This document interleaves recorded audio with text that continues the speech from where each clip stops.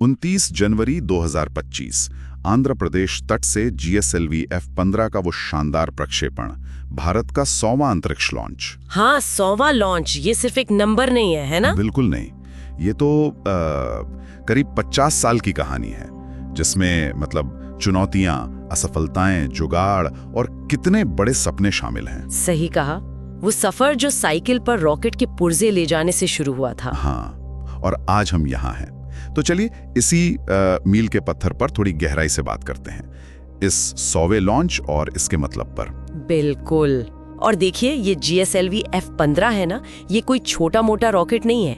51 metre ऊंचा, करीब 420 ton वजनी। बाप रे। हाँ, और इसने NVS-02 उपग्रह को एकदम सटीक ऑर्बिट में पहुंचाया। ये अपने आप में भारतीय इंजीनियरिंग का कमाल है। और ये NVS-02 ये क्यों इतना खास है? मैंने सुना है ये भारत का अपना GPS जैसा कुछ है। हाँ, आप सही कह रहे हैं। NVS-02 असल में NAVIC का हिस्सा है। NAVIC मतलब नेविगेशन विद इंडियन कॉन्स्टलेशन। ये भारत का अपना देसी नेविगेशन सिस्टम है। अच्छा, अपना GPS। जी, इसकी जरूरत बहुत शिद्दत से महसूस हुई थी 1999 कारगिल युद्ध के टाइम पे, जब हमें विदेशी GPS डेटा के लिए मना कर दिया गया था। ओह हाँ, मुझे याद है वो दौर। तो नाविक हमें अपनी जमीन पर और आसपास के करीब 1500 किलोमीटर के इलाके में, वो भी 5 मीटर तक की सटीकता से लोकेशन बताता है। 5 मीटर? ये तो जबरदस्त है। हाँ, तो NVS-02 का सफल होना सिर्फ एक तकनीकी कामयाबी नहीं है, ये हमारी सामरिक आत्मनिर्भरता के लिए एक बहुत बड़ा कदम है। तो मतलब इस आत्मनिर्भरता तक पहुंचने की कहानी लंबी रही होगी। इस 100वें लॉन्च को सही से समझने के लिए शायद हमें शुरुआत में जाना होगा, वो थुम्बा वाली कहानी, केरल का गांव, चर्च। हाँ बिल्कुल, वो 1960 का दशक था।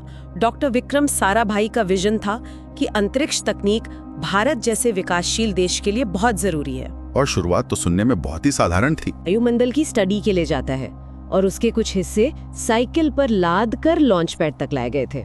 साइकिल पर? सच में? हाँ, वो चर्च ही उनका ऑफिस था, बिशप का घर वर्कशॉप बन गया और एक गौशाला में लैब थी जहां डॉक्टर APJ अब्दुल कलाम जैसे युवा वैज्ञानिकों ने काम शुरू किया था। वाह। यहीं से इसरो की वो कम संसाधनों में कमाल करने वाली संस्कृति, जिसे हम मितव्ययी इंजीनियरिंग कहते हैं, उसकी नींव पड़ी। जरूरत ने सिखाया सब। तो साइकिल से अपने रॉकेट तक का सफर, SLV-3। हाँ, अगला बड़ा पड़ाव था SLV-3, satellite launch vehicle, Bharat का अपना। डॉक्टर कलाम और उनकी युवा टीम ने इसे बनाया। लेकिन पहली कोशिश तो शायद कामयाब नहीं हुई थी। नहीं, 10 अगस्त 1979 को पहला प्रयास नाकाम रहा। रॉकेट सीधा बंगाल की खाड़ी में जा गिरा। जाहिर है बड़ा झटका था। बनाया 1 साल से भी कम समय में। 1 साल में? हाँ, 18 जुलाई 1980 को SLV-3 कामयाब हुआ। इसने रोहिणी उपग्रह को ऑर्बिट में स्थापित किया और भारत अपना उपग्रह लॉन्च करने वाला दुनिया का 6ठा देश बन गया। 6ठा देश, ये बड़ी बात थी। लेकिन SLV-3 तो शायद ज्यादा वजन नहीं ले जा सकता था, करीब 40 किलो। सही, सिर्फ 40 किलो। हमें बड़े भारी उपग्रह भेजने थे, संचार उपग्रह, रिमोट सेंसिंग वाले। तो जरूरत थी ज्यादा ताकतवर रॉकेट्स की, PSLV और GSLV। हाँ, PSLV का नाम तो बहुत सुना है, इसरो का वर्कहॉर्स कहते हैं इसे। बिल्कुल, पोलर सैटेलाइट लॉन्च व्हीकल 1994 में सफल हुआ और तब से ये बेहद भरोसेमंद साबित हुआ है। चंद्रयान 1, मंगलयान सब इसी से भेजे गए। इसने भारत को ग्लोबल लॉन्च मार्केट में एक अहम पहचान दिलाई। लेकिन फिर GSLV की जरूरत क्यों पड़ी, खासकर भारी संचार उपग्रहों के लिए? ऑर्बिट में भेजना होता है, मतलब पृथ्वी से करीब 36,000 किलोमीटर ऊपर एक खास ऑर्बिट में। अच्छा। जहां वो पृथ्वी के घूमने की रफ्तार से ही घूमते हैं, ताकि जमीन से देखने पर एक ही जगह टिके हुए लगे।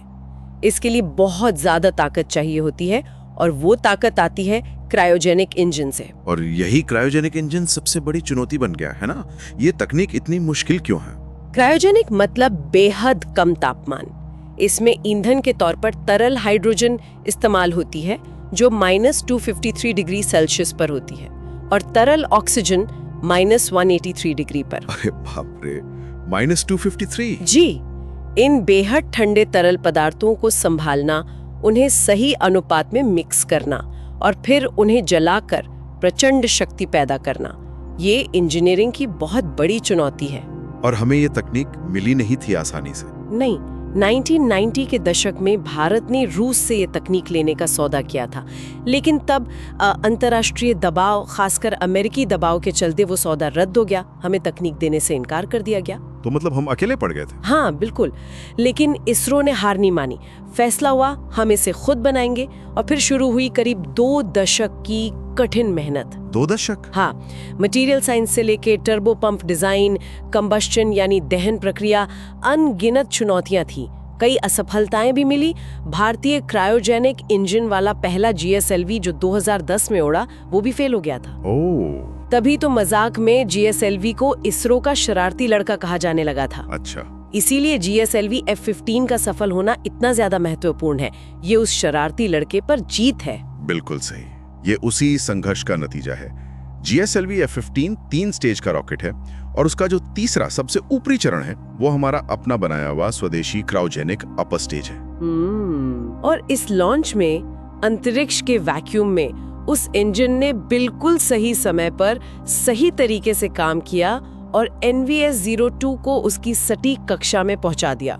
ये भारत की क्रायोजेनिक तकनीक पर महारत का पक्का सबूत था।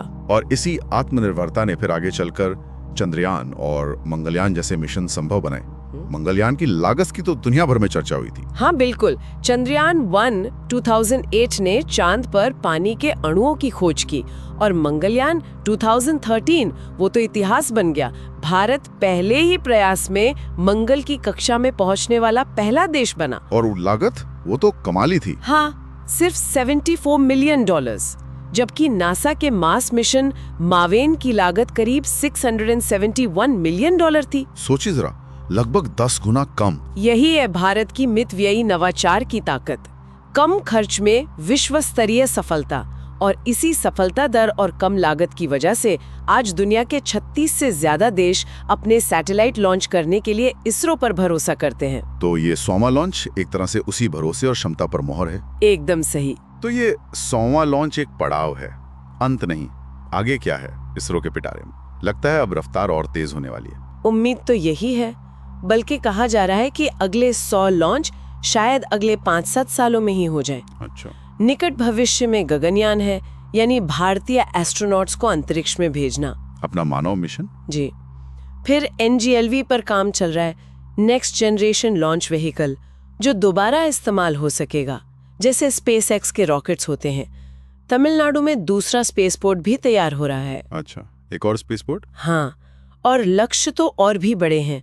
2035 तक भारत का अपना स्पेस स्टेशन बनाने का लक्ष्य है। अपना स्पेस स्टेशन। और 2040 तक चांद पर भारतीय को उतारने का। वाह, क्या बात है। मतलब साइकिल पर रॉकेट के पुर्जों से शुरू हुई कहानी अब चांद और स्पेस स्टेशन तक पहुंच रही है। जी, ये GSLV F5 की सफलता की रोशनी में हमें वो साइकिल, वो असफलताओं से ना हारने वाली टीम का जज्बा और वो वैज्ञानिक संकल्प दिखता है जिसने प्रतिबंधों को सम्मान में बदल दिया। ये सच में आधुनिक भारत की कहानी है।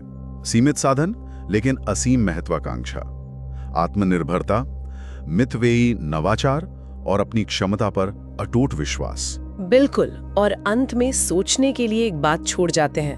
हाँ, इन तय लक्ष्यों, गगनयान, स्पेस स्टेशन, चांद, इनके परे भविष्य में वो कौन सी मानवीय जरूरत या कौन सी वैज्ञानिक जिज्ञासा होगी